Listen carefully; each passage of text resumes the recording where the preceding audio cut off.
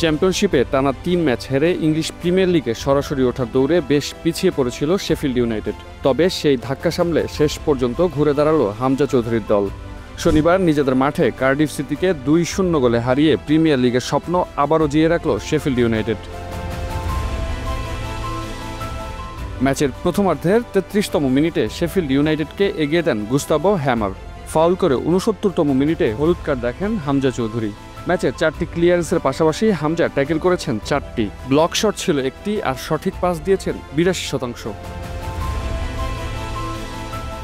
এরপর মূল সময়ের একদম শেষ মুহূর্তে ৮৭তম মিনিটে ব্যবধান দ্বিগুণ করেন বেন ব্রেরেটন। এ জয়ে হামজাদের শেফিল্ড ইউনাইটেড এখন চ্যাম্পিয়নশিপ পয়েন্ট টেবিলের ৩ নম্বরে।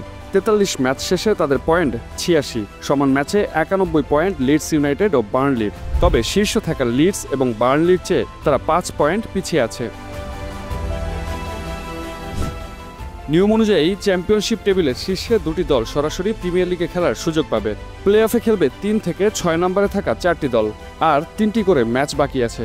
অর্থাৎ নিজেদের শেষ ৩ ম্যাচ জেতার পাশাপাশি হামজাদের আশা করতে হবে লিডস আর বার্নলি যেন পয়েন্ট হারায়।